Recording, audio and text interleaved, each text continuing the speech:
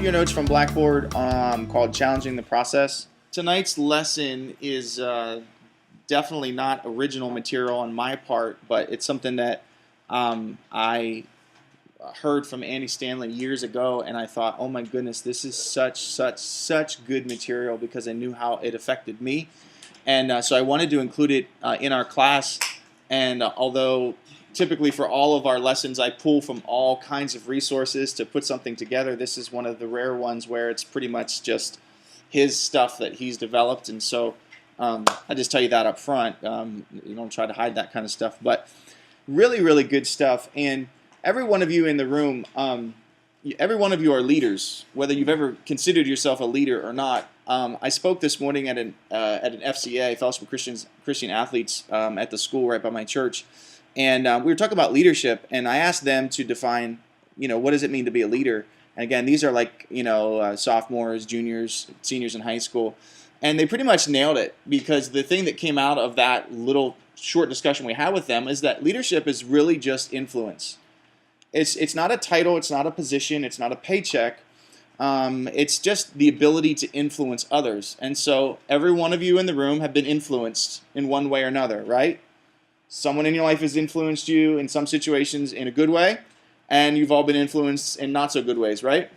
So we've all been influenced. And the same token, every one of you in the room has the ability to influence. So we probably could all tell stories about how you influence someone in a positive way, and probably we could have more fun telling stories about how you influence someone in a not so positive way. So we're all there. So at the end of the day, to simplify the myth of leadership, leadership is influence. And what that means to you and I right now is that right now, in this very moment, you are a leader. This isn't something that's going to happen in your life one day. This isn't something that's going to happen when you finally graduate. This isn't something that's going to happen when some church somewhere finally decides to put pastor in front of your name, right? This is a statement of fact about who you are and what you are right now in this moment. And as a leader, there are certain ways that you and I think as leaders, especially the more leadership tendencies that you have.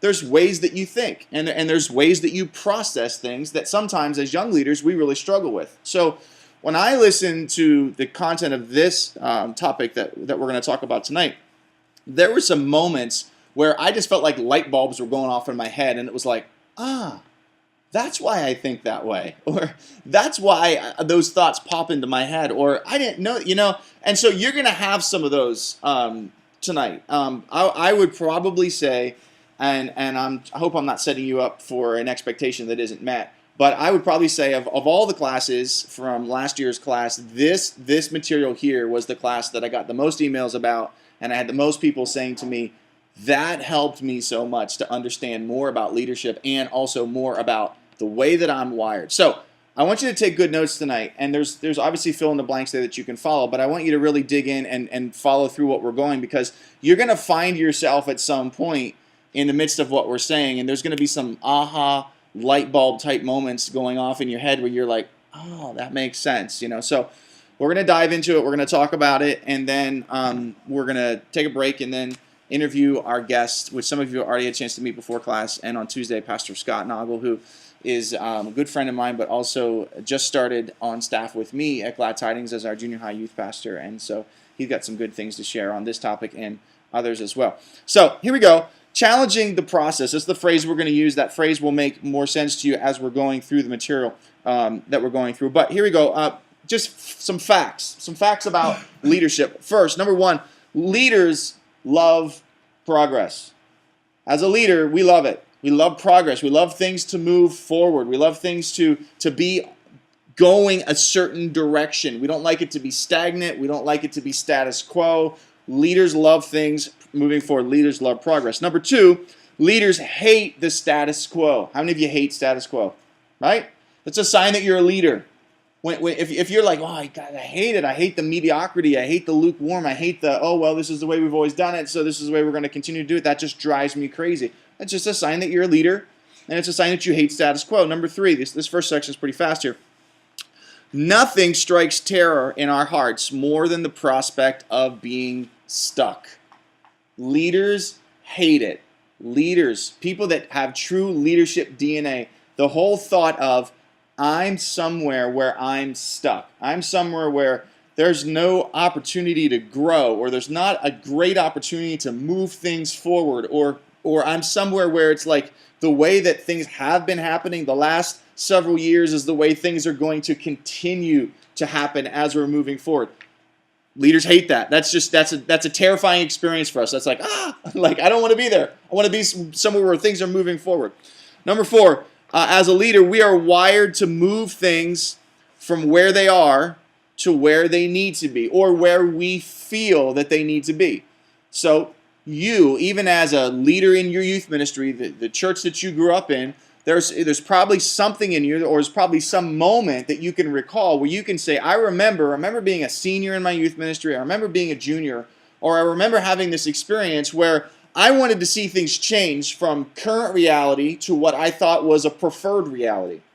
I wanted to see things be different now. I wanted to see this change. That's a sign that you're a leader. Now, here's the tension. Here's what happens. If all these things are true, these things create tension, right? And it's like, okay, what do I do? Well, here's why. Here's the tension. Number 5, progress requires change.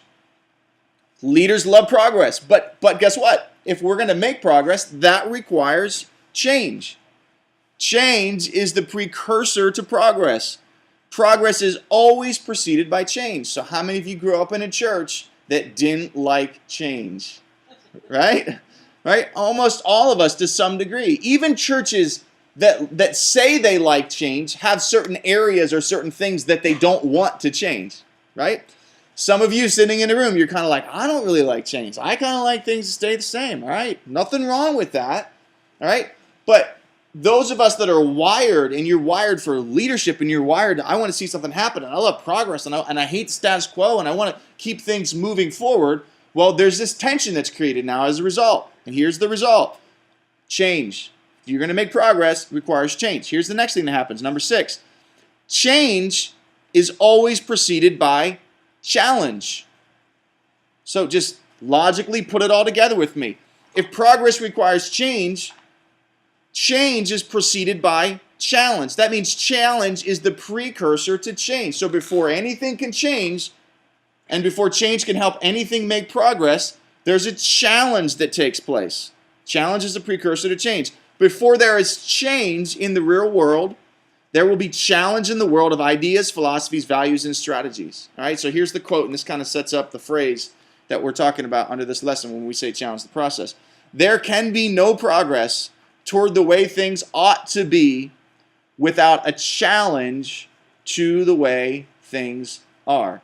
Hence the idea of challenging the process. All right, so let's talk about it. You're going to go into a church.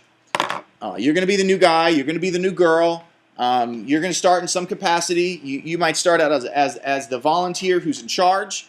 You might start out as the part-time person who's working a full-time job somewhere else, and the church is giving you this small stipend, in order to start ministry. It's going to be your first opportunity. You're kind of cutting your teeth in this, scenario. You might end up going right from school into a situation where a church is going to pay you full-time, and you're going to come right on, and you're going to jump right into it 40, 50, 60 hours a week, whatever it is, and here you are as a leader, and here's the expectation. The expectation is that you're going to bring some life to this youth ministry, or you're going to build something, or you're going to grow something, and you're going to come into it full of all kinds of ideas and all kinds of thoughts and all kinds of vision. Hopefully you are. Hopefully you're wired that way, leadership-wise, DNA-wise. If you're not wired that way, then you might want to consider even taking the position to begin with. But you're going to come with 4 or some years worth of ideas from college. You're going to come with, however many years you were in church, and all these different thoughts, ideas, all these different things that you've been exposed to, stuff that you've heard in this class and that class, stuff that you've heard guest speakers say. Those of you who got to spend a couple days with Reggie, some of the different, you're just going to have all of these thoughts, right? Here you are, starting out at this church, and you don't know all the details yet. You might have interviewed really well. You might feel like you really know everything about the church, but little by little, you're going to find out stuff. You're going to find out stuff. You're going to find out stuff. But you're coming in as a leader. Here's step number 1. As a leader, your first job is to challenge the process. Your first job is to challenge the process, right? Some of you are smiling because you're just like, that's the thing that got me in trouble, right? Okay, we're going to talk about what does it mean to challenge the process. We're going to talk about how do you do it, right? And this whole idea of challenging the process comes from a book called The Leadership Challenge, and here's a quote from the book. It says, so leaders must challenge the process because any system will unconsciously conspire to maintain the status quo and prevent changes. Every single system does that. Every organization is kind of naturally built that way. You're just kind of built for, we just kind of keep things moving the way that we move. This is our system. This is the way that we do it.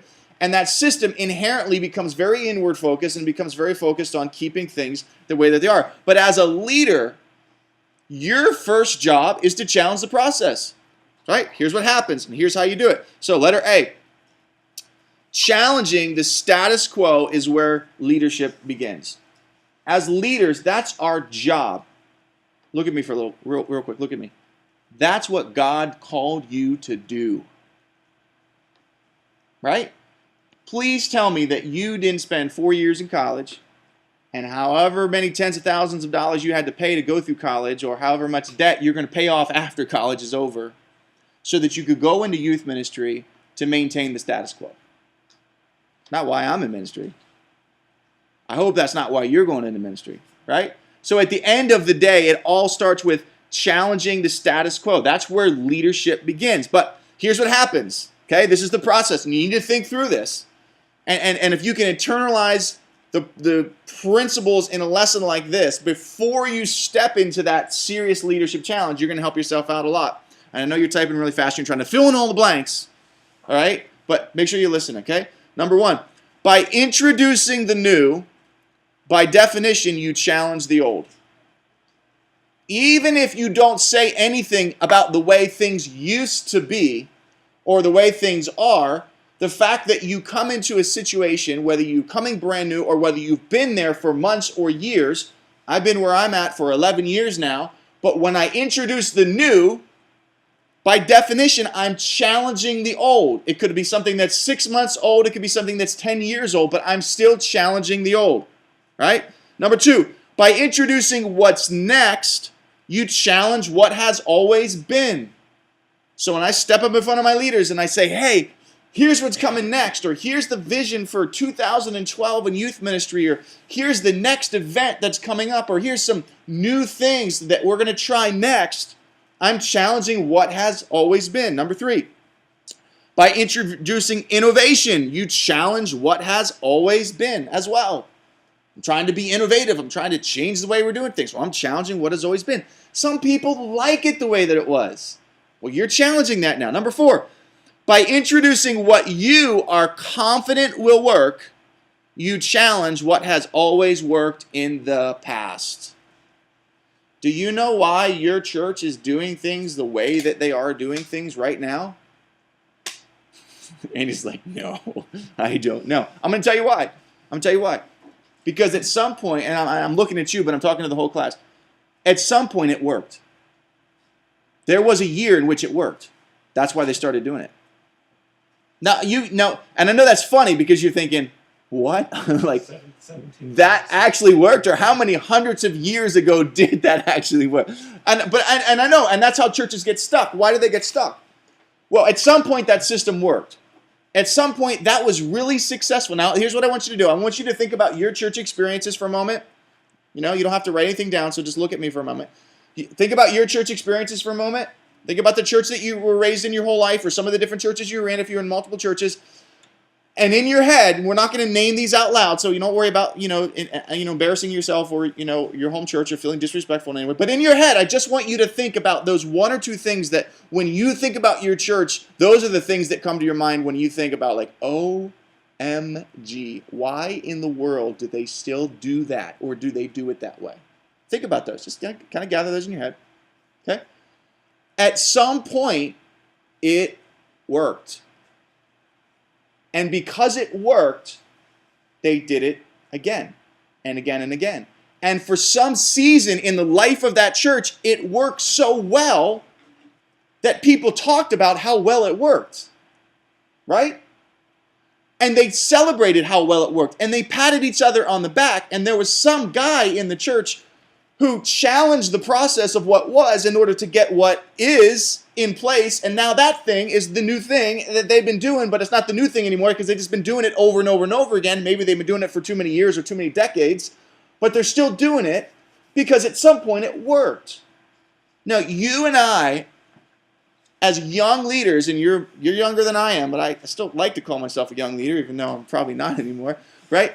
You and I, as young leaders, have to learn how to respect the fact that the things in your church world, or the things that you'll run into in your first church or your first youth ministry that you feel are so outdated, are so completely irrelevant, are so like mind-boggling ignorant to you. How in the world can anyone ever do this? At some point in the history of that church, it was the relevant, cutting-edge idea that won people to Jesus. And they loved it so much that they just kept on doing it. And now that system that they created, and we just talked about this a minute ago, was created in such a way that it just kind of kept repeating itself over and over and over and over and again. Then you show up, you're the young guy, you got the degree, you got the youth ministry degree from Valley Forge, you got all this experience and all these different things, and here's what you start doing. You start introducing new, so you're challenging old. You start introducing what's next, so you're challenging what's always been. You start introducing innovation, and you're confident that what you're saying will work, but what you're really doing is challenging what has always worked in the past, even if it's no longer working. One of the big mistakes that we make, and I'm off notes here, but I'm just kind of sharing heart with you, one of the biggest mistakes that we make, and I know this because I've made this mistake, is that we grow in disdain for things that we feel are irrelevant. And they probably are irrelevant. But the point is, you and I have to learn, if we're going to challenge the process and be successful in doing it, we have to learn how to really grow and have a profound respect for, at one point, God used somebody in a very creative and anointed way to bring about this system or this way of doing things, and it worked really, really well for that season. How do I, with the anointed leadership that the Lord wants to give every one of us, how do I get it from where it is now to where I know that it needs to go? That's what we're going to talk about. Keep on going here, right? Letter B, challenging the process. For leaders, this comes naturally. It's why you're in trouble all the time, right?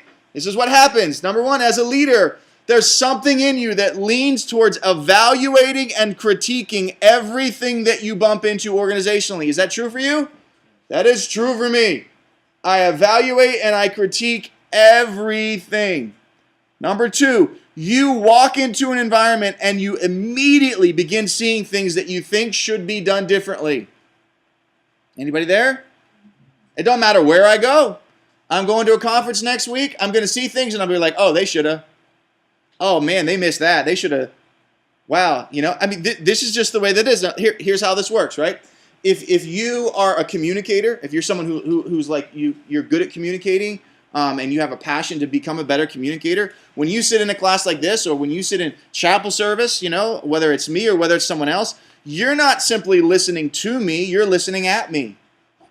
And you're just like, oh, I wish he had said it like this. Or, oh, he kind of missed that one. Like, if he had turned that one thought like that, or he didn't really connect all those pieces together that way. I can't listen to any communicators without doing that. Because I'm a communicator, and so I'm always critiquing and I'm always evaluating. You've probably already found a dozen things about this class that if you were teaching, you would do it differently. That's okay. There's nothing wrong. If I was in your seat, I would be doing the same thing, right? Your friends, like some of your friends that aren't wired for leadership the way that you are, you sit down and you start talking and you start having all these conversations with your friends about the way things are and the way things could be, and well, if they'd only done it like this and they should have tried this and so on and so on and so on, and your friends are just like, dude, what's wrong with you? Like, why can't you just enjoy it? Like, why can't you just sit back and relax and just like have fun and take it all in, you know? You know why? You can't help it. Why? Because you're a leader. Because that's the way you're wired. It's not just the way you're wired. It's the way God wired you to be. All right? Number 3. Okay, questions? You can. People say that they hate religion. I feel like that might come off as disrespectful to a lot of people. Or like, because then, say the person isn't religious, say you're talking to an unbeliever. Like, they might think you're crazy. It's like, I hate religion, I'm spiritual. They might think you're like, sit down and really read in there. Right. But I'm not saying that you should be only religion without spirituality or living part of it. Now, help me connect. I want to make sure I'm following you. Help me connect the religion thought with. I'm trying to say abstaining from the old way, like thinking that, Okay. that anything religious is bad. Everything has to be sort of Non-religious, blasphemous. or non-churchy. Kind of what my words were. Right. Because there's a real movement and there's a real push for that. Stay away from liturgy. Stay away from that. Stay away from hymns. Stay away. Like da da da. Stay away from the real overly churchy stuff. I struggle a lot with Christians that say that. And they try so hard to just keep everything completely not from that. Maybe I'm more traditional, I'll accept that. But I think that if things work for so long now, Right. there's something about becoming inherently just valuable about that. So thoughts about that? We can camp there for a second. Go ahead. I wanted to. Yeah. So the traditional route's good, but you gotta find a way of bringing the traditional to where it's relevant for the day and time which you're living. Because let's take teenagers for example. Any teenager who's grown up in the church, I know this was the way it was for me. You can pretty much guarantee they're gonna be like, they're only knowing this because pastor wants them to do it. Or I know some of the kids I grew up with, when we go on the Sunday morning service, listening to the same pastor, would be like, "Oh, do we have to? Mm-hmm. It's so boring in there." Mm-hmm. But every time these pastors get up and preach, they get all excited. So let me jump off one thing that you said, which ties in with what you're saying. How do we define relevance? Do I get to define it? Do you get to define it? Like, how do we define it? Because that's really what I hear from what you're saying, that really it's a battle of relevance. It's a battle of, well, there's things that you appreciate about tradition and about. I'm not gonna give any specific examples. No, that's okay. But I mean, there's things that people appreciate, and there's things that others maybe don't appreciate.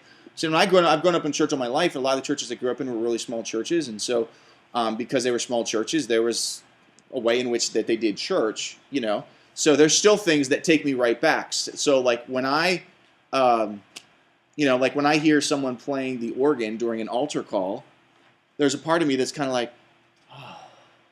It just takes me back to my roots. But then there's another part of me that is a leader that's just like, does this work?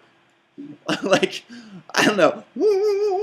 Like, I don't know. Does that, you know what I'm saying? So there's this appreciation there. Now, what I would hope that you learn to achieve, and this is the thing that I'm trying to achieve in my life, is that I think that as we grow in maturity as leaders, we can learn to appreciate both worlds without disdaining either one. Because if there's one thing I hate, is immature leaders that in order to make themselves feel more secure and overcome their insecurities in their leadership, they put down everything and anything that's different than the way that they do things. Right? Let's bust on the other ministry. Let's bust on the big ministry. Let's make fun of the small ministry, whatever it is. And to me, all they are is signs and tells that that person has a very insecure leader. They're not really sure about how God has wired them to do ministry. Because for me, relevance is always a moving target. What's relevant for me and my teenagers in the little Berks County area that we're in might not at all be relevant for where you're going to go and where you're going to do ministry. And what works for one doesn't necessarily work for the other. So you're always going to have to discover that. So, it's very subjective. Relevance is very subjective. And the danger, because it's so subjective, the danger is that you as a leader, and we're going to talk about this in a little bit, we'll get there. The danger is that you as a leader buy into your version and buy into your definition, and by default make a very incorrect and somewhat arrogant assumption that everyone else's definition, way of doing it, is lower than yours. You figured it out. No one else did. Because I'm doing the service learning for the school for the class. I serve under a pastor. And a big part of our while I'm serving him, he's explaining to me how he came to be the pastor of the church he's at. And a big part of it is there's so much change that he felt needed to happen.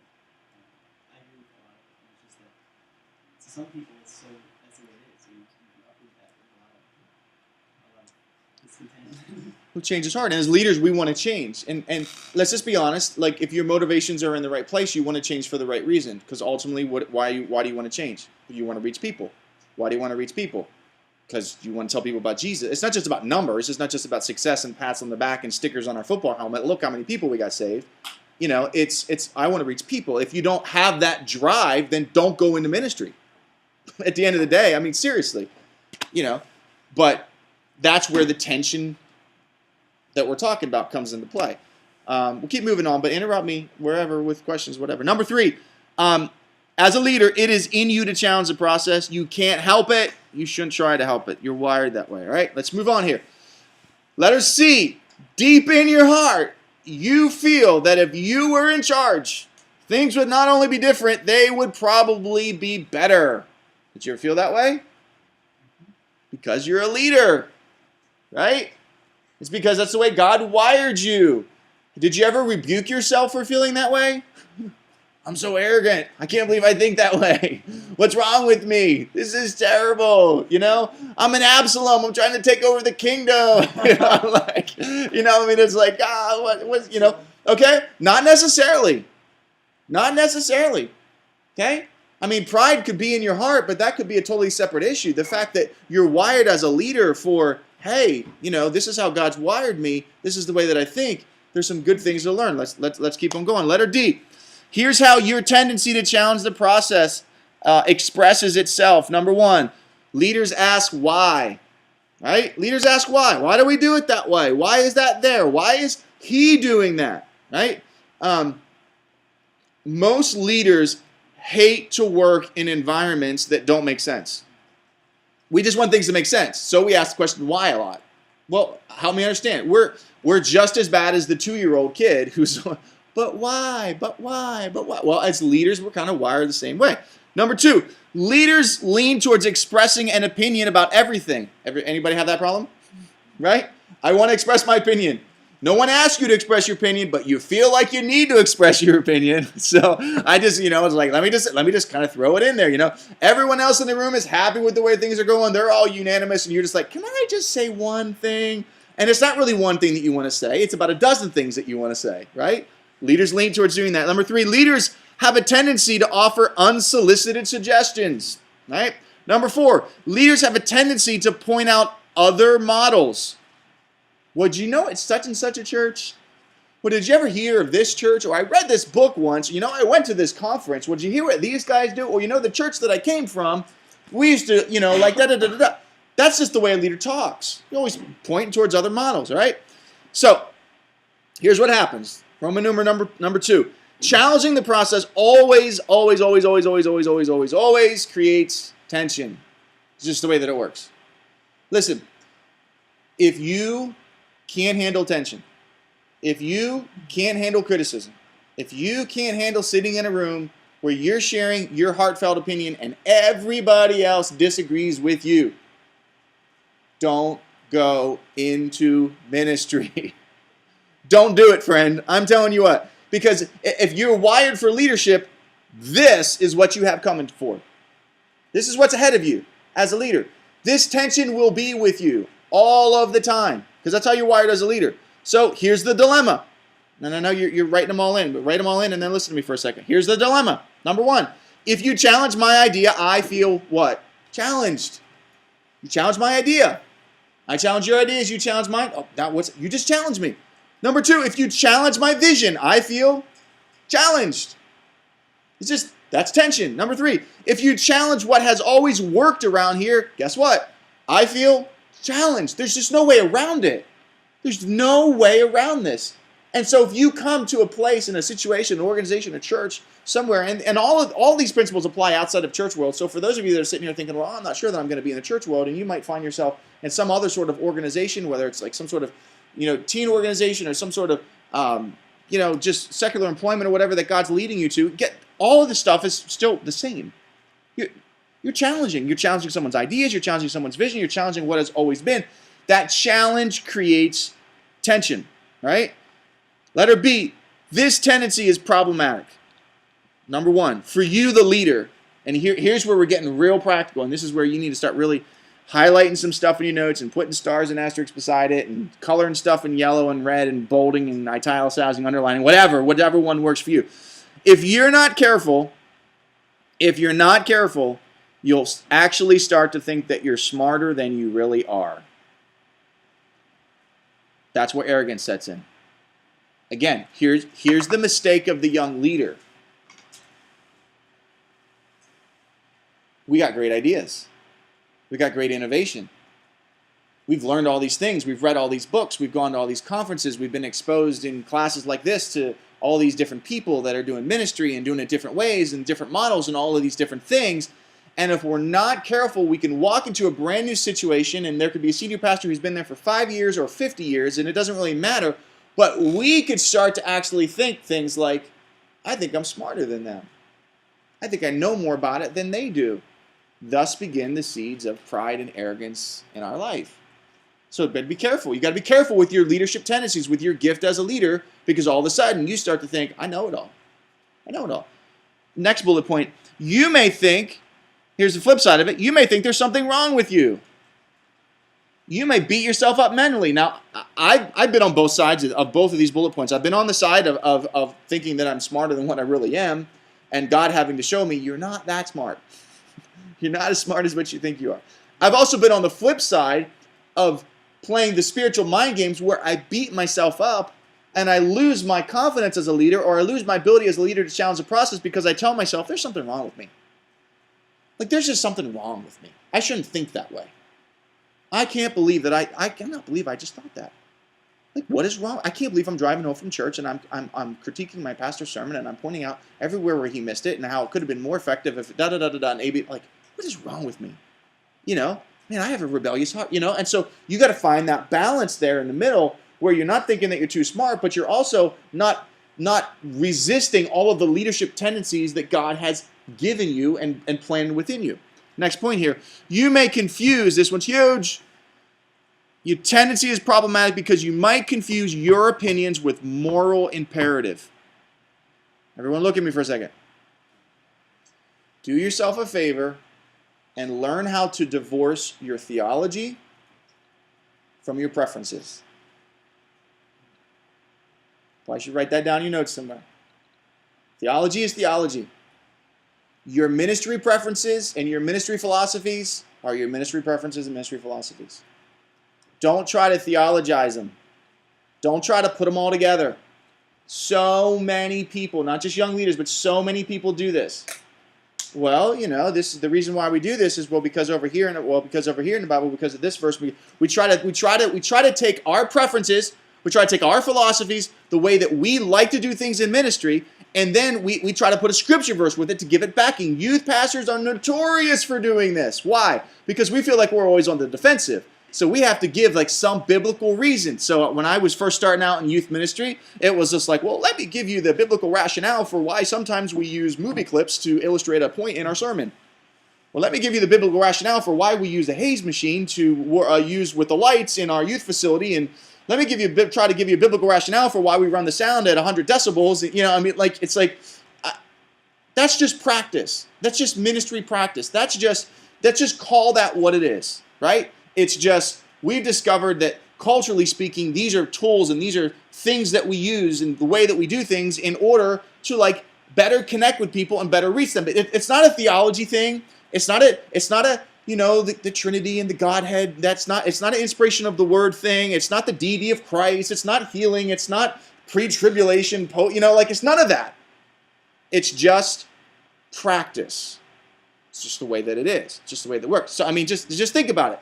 Practices change all the time, right?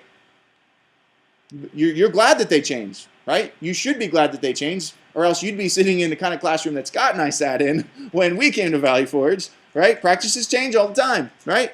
You're glad that practices change when you go to church and they have padded seats and an air conditioning.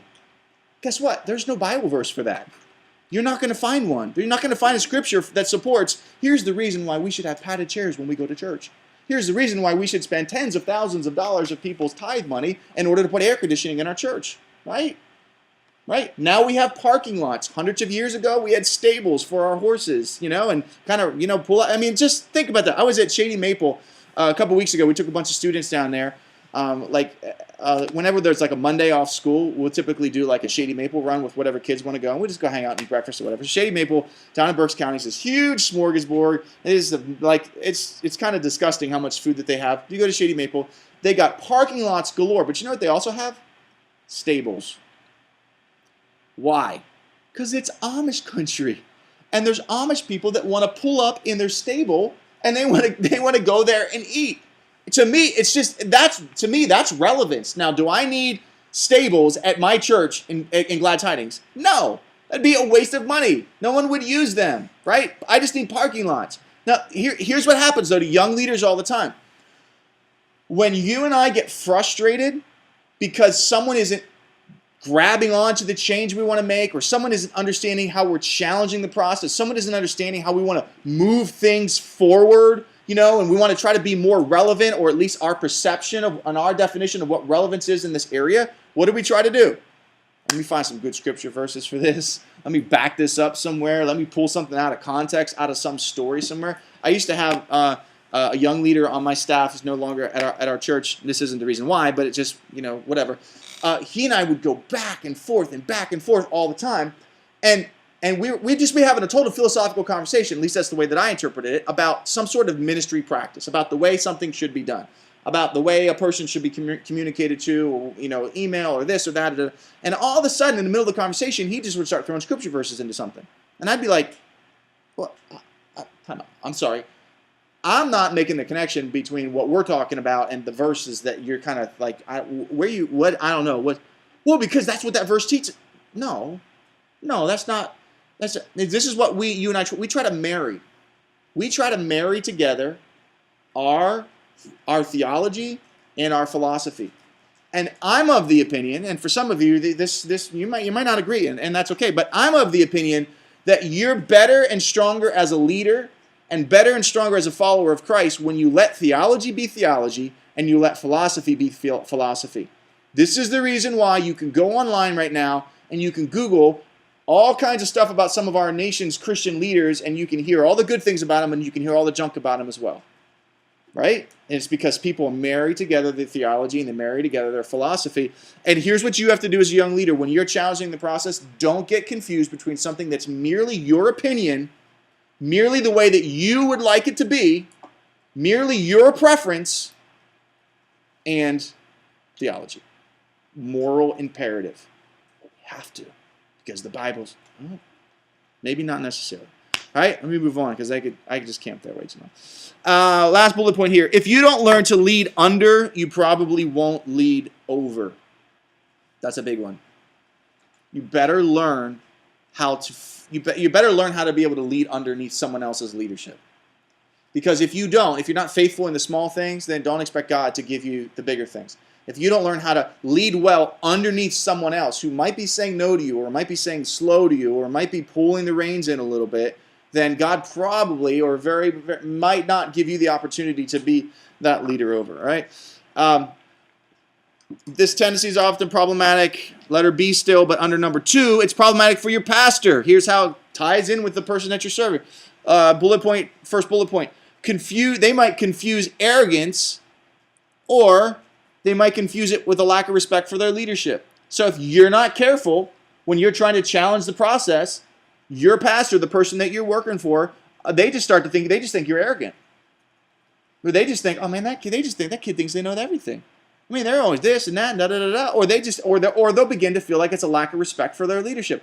I had a staff member a couple years ago that I went through a season where I felt like it does not matter what we talk about.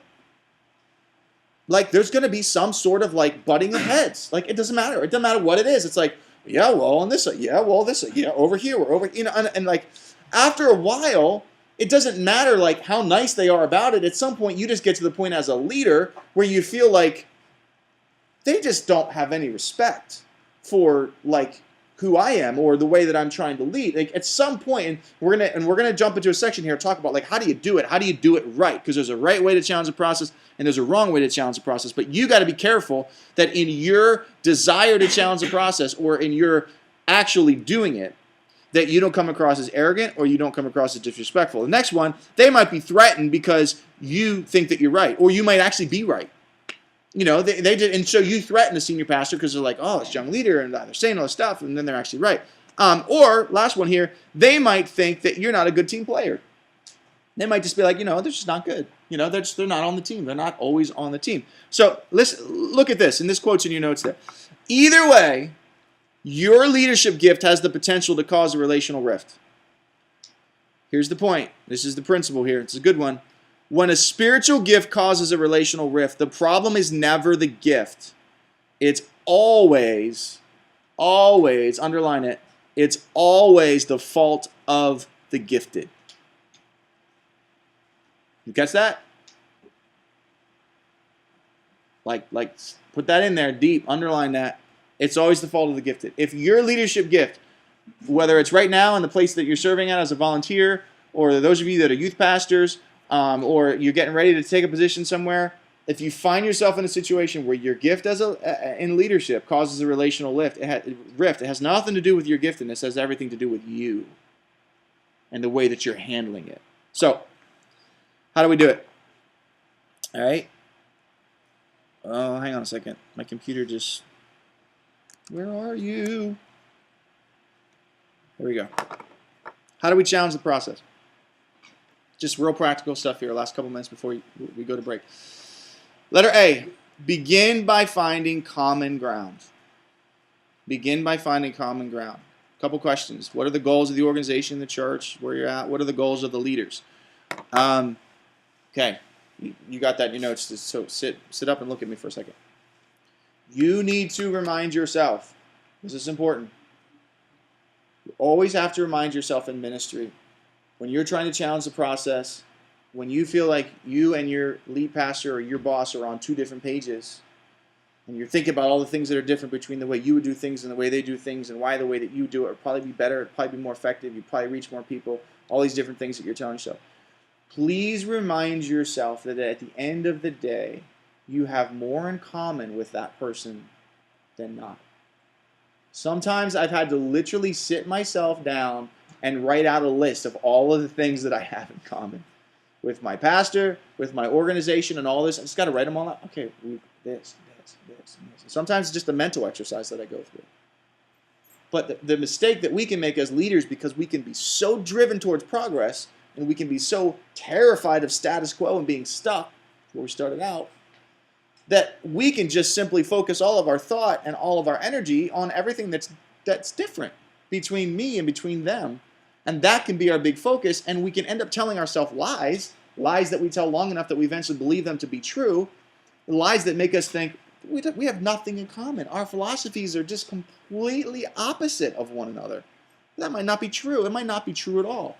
And so oftentimes when I'm in that mode where I'm really pushing for something, I got to start and I got to find common ground. And these are some questions to help you. Well, what are the goals?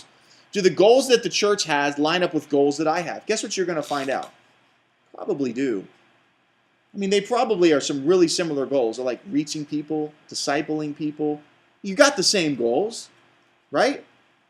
You just might not go about them in the same way. The goals of the leaders or the leader that's over you. What are their goals? What are their specific goals, you know? So find common ground and start there with common ground. So the practical part of this, it goes like this, just in a real practical way.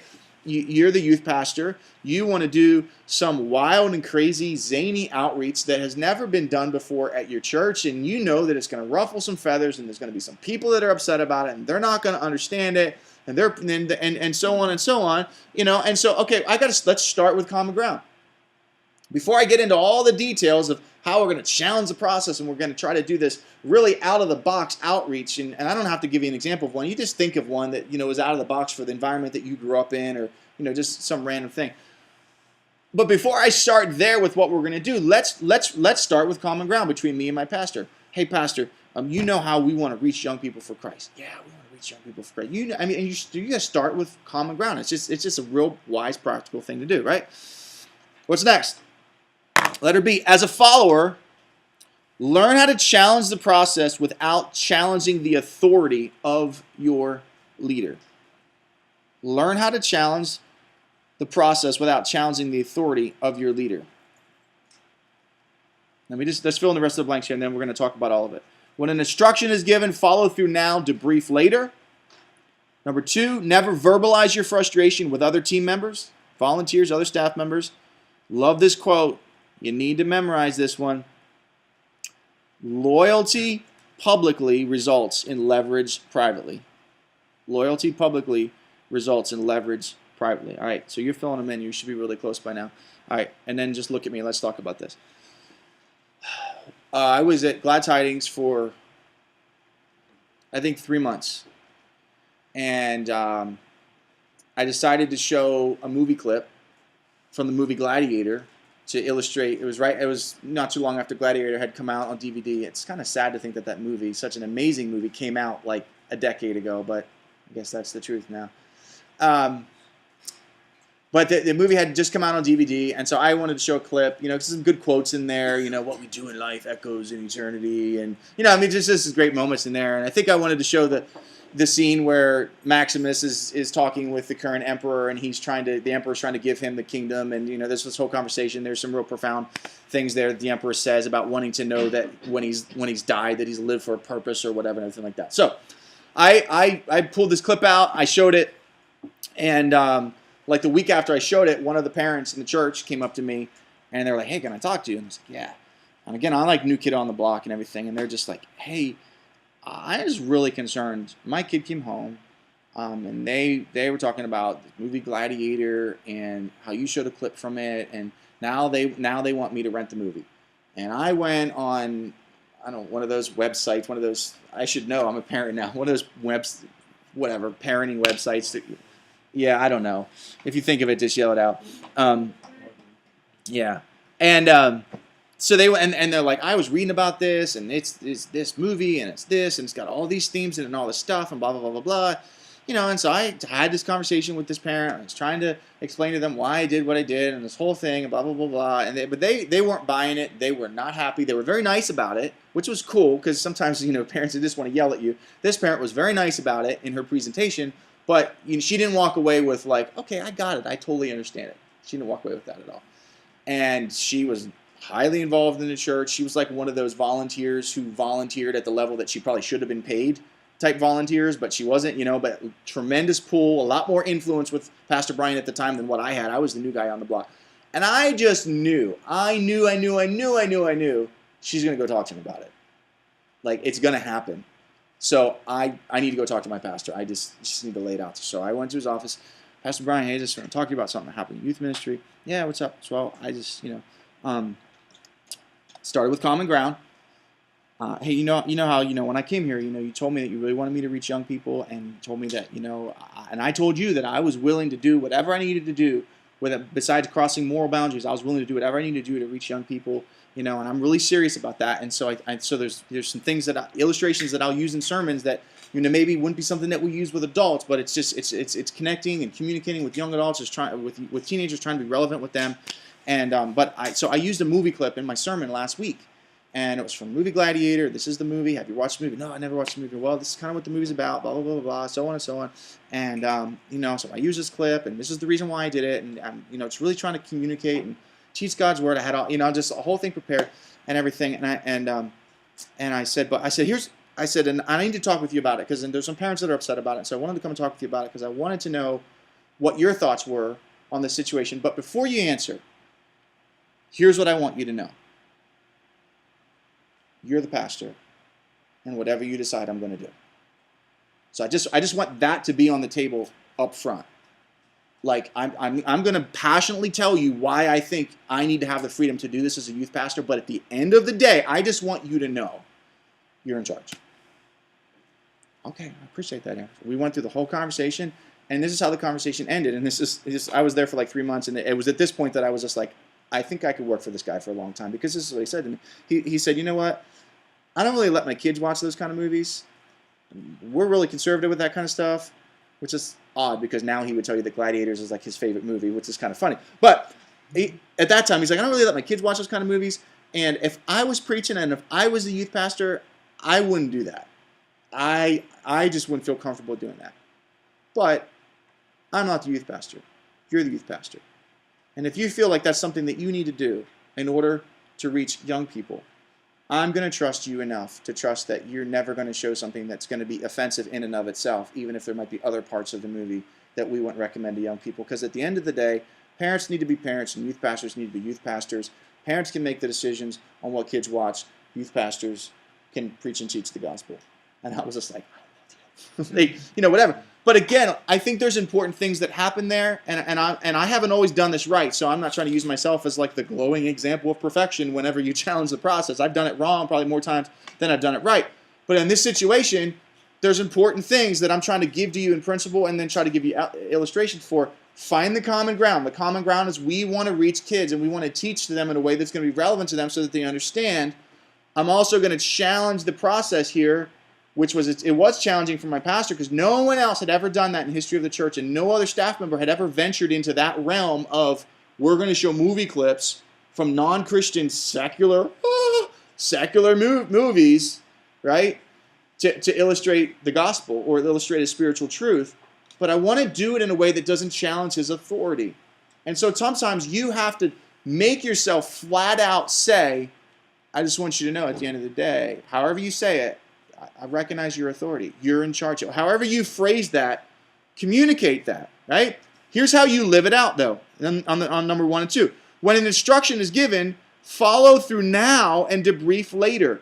Here's what leaders hate among their followers. I hate it among my followers. My parents hated it with me. Pastors hate it. Pastor Brian, when an instruction is finally given and you know that it's a final decision, follow through now and debrief later. What does that mean? Like I say to my son all the time, like, listen, if I tell you to do it, the first response I want is yes, sir. After I know that you're going to be submissive and go through it, you can ask me why all day long. But you can't start by asking me why. Does that make sense? See, you don't like it when you're like the student leader and you give an instruction and everyone's like, why? Well, why? Well, what about? What did you think about? Hey, da-da-da. Like at some point you want people to say, all right, cool, let's go do it. So I'm always, when I have opportunity to talk about this kind of stuff, whether it's someone on my staff that's a church staff member or whether it's, someone that's a volunteer, it's like follow through now and debrief later. Right? Teach my kids that and try to teach everyone that, all right? Ask a million questions. Just don't ask them right there on the spot. Let's just do it now, and we'll talk about it later, right? Number 2, don't verbalize your frustrations with other team members. Now, this one is always a struggle for me. Not going to lie. Always a struggle for me. When you're trying to challenge a process in certain ways, it's so easy to find other people around you that have a like philosophy or have a like opinion about the whatever it is that you're talking about. And then you kind of feed one another, right? And you kind of like feed and it's like you just kind of makes yourself feel good.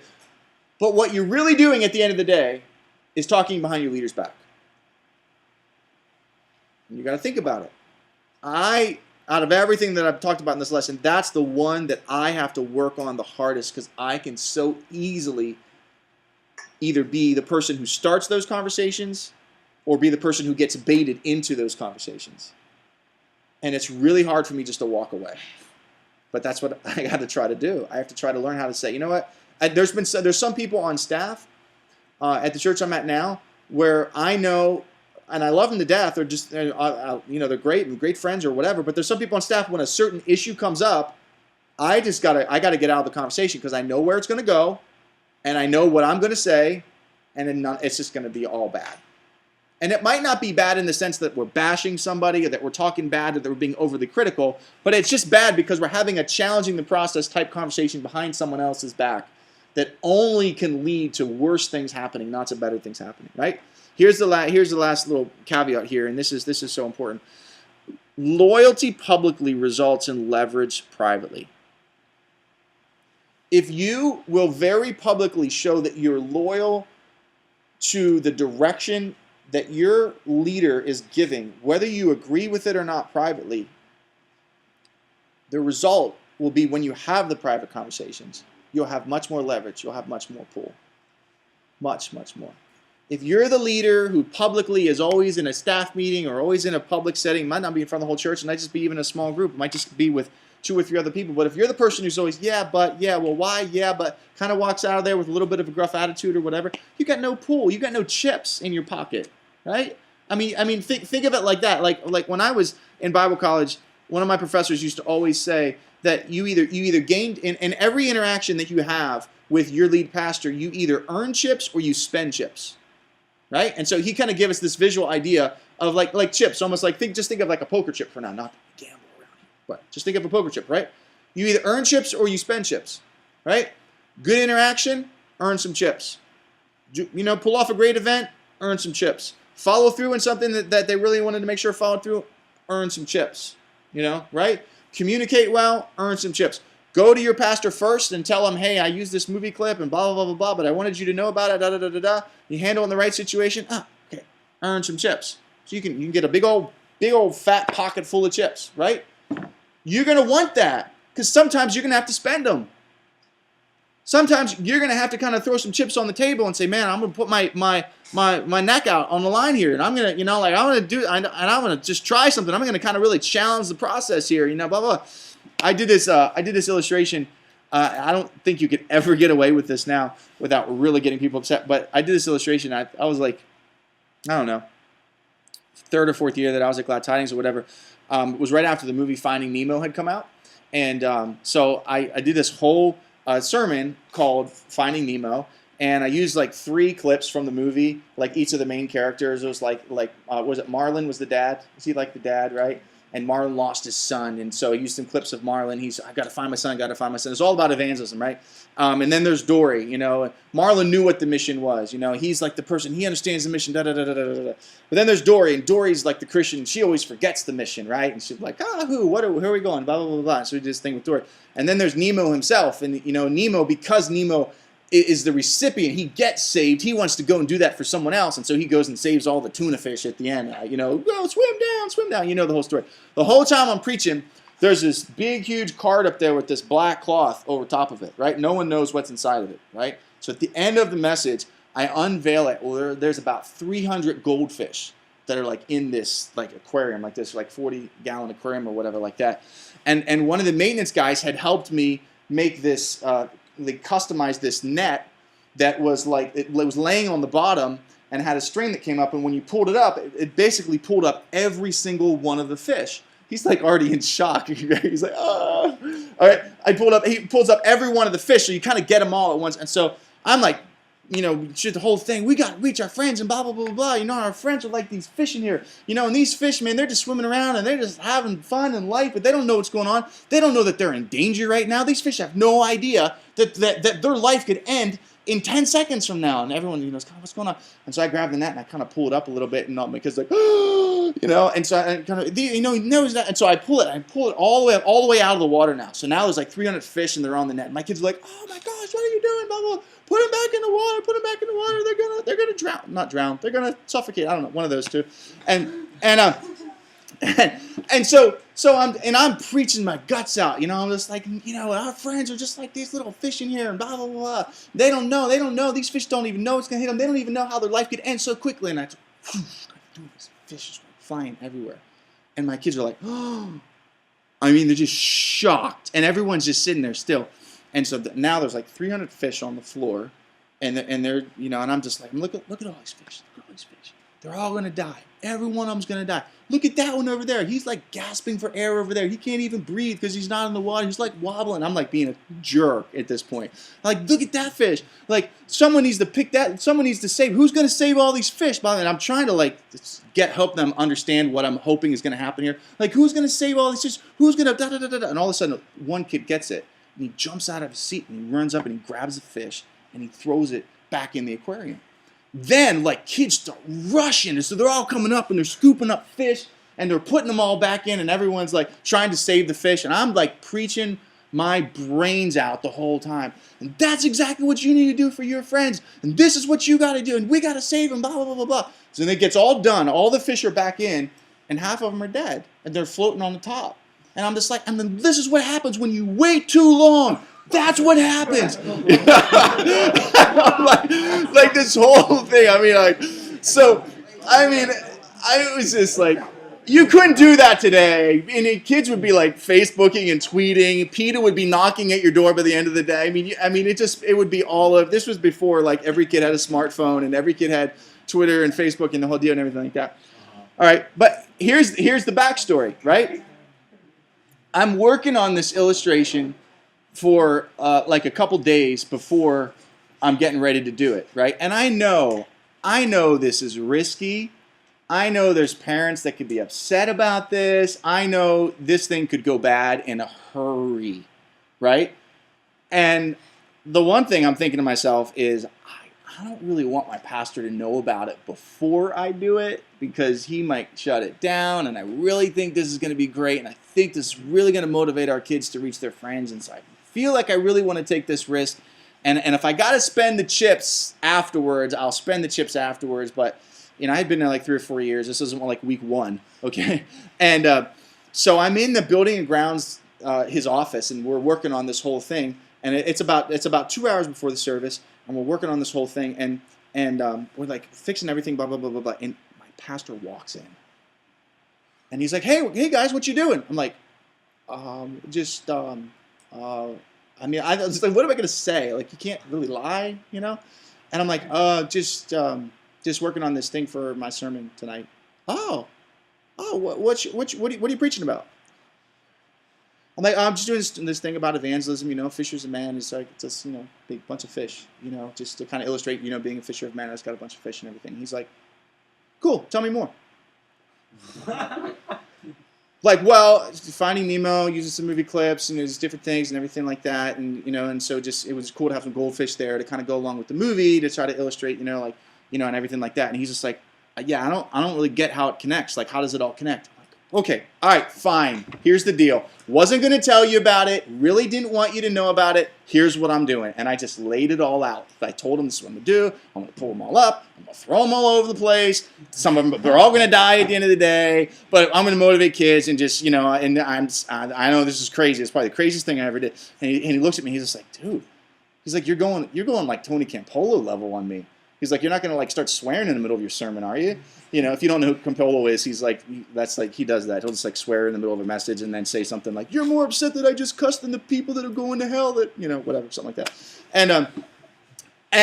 And so I'm just like, yeah, I guess I am, but I promise I'm not going to swear, you know, just really trying to grab kids' heart and everything like that. And so he looks at me and he's just like, all right, well, I hope it goes well for you. If it doesn't, you and I, we never had this conversation. And he walks out of the office, and I'm like, you know. Now, the crazy thing was, this is when our varsity met on Sunday nights and JV met on Wednesday nights, and so we did the same message each. So I had to do this twice. So we went back to the pet store like on Tuesday to get like another 300 goldfish. They're like, what are you doing with all these goldfish? We'll just go to another store. It's okay, you know. You got chips. Sometimes you're going to need to spend them. Here's the point. Public loyalty, private leverage. Remember that. You're going to need it. Don't let your pocket full of chips go in the red. That's when it gets bad. All right, a couple more things here, and then we're done. Number 3, the solution is not to shut down. You must challenge the process when the process doesn't make sense. Don't shut down. Don't stop being a leader. Number 4, if you get to the point where you just can't follow, get off the team.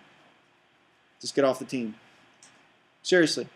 I mean, if you get to the point where you've challenged the process, you've respected authority, you've tried to gain, you know, you've done public loyalty, you've tried to earn private leverage, but at the end of the day, everything that you're saying and everything you're bringing to the plate, then you just got to get off the team.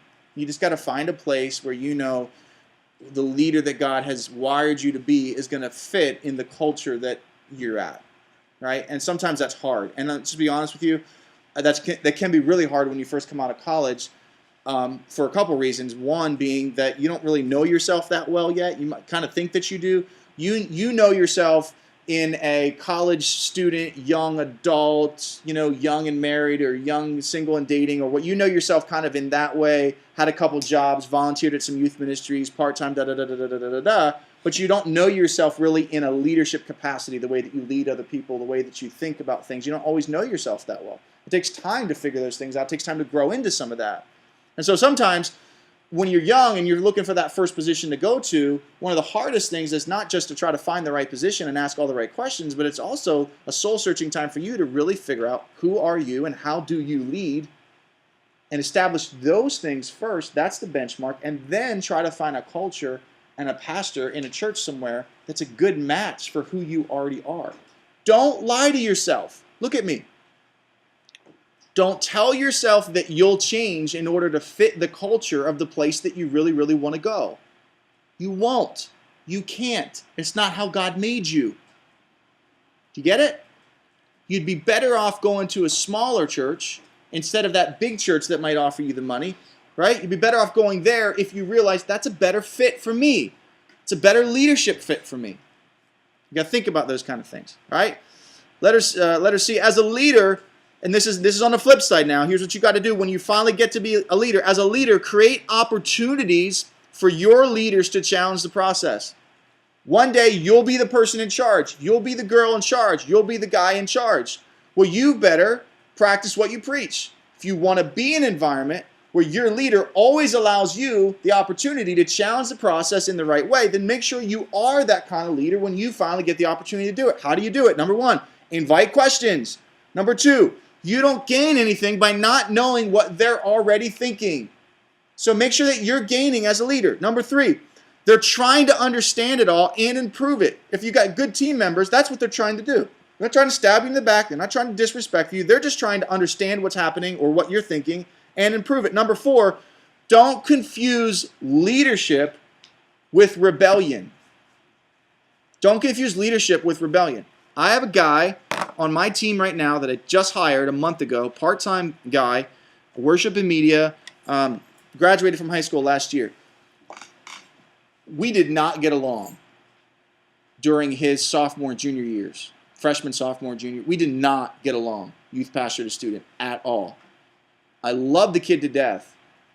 I loved him back then. I love him even more now. He's working on my team now. You know why we didn't get along?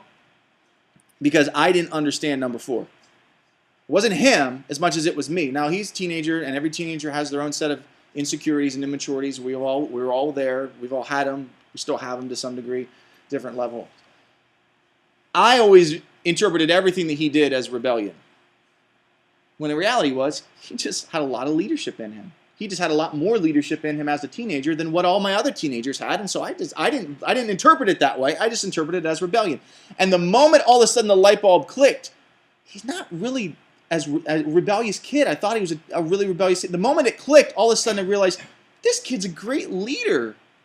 I've been missing out all these years because I just got confused. I just wasn't thinking about it. So don't confuse that. When you're the leader one day, make sure that you're looking at the situation right. Here's the last section here. All right? In conclusion, number one, we need to fan this flame in ourselves. The flame of challenging the process. We need to fan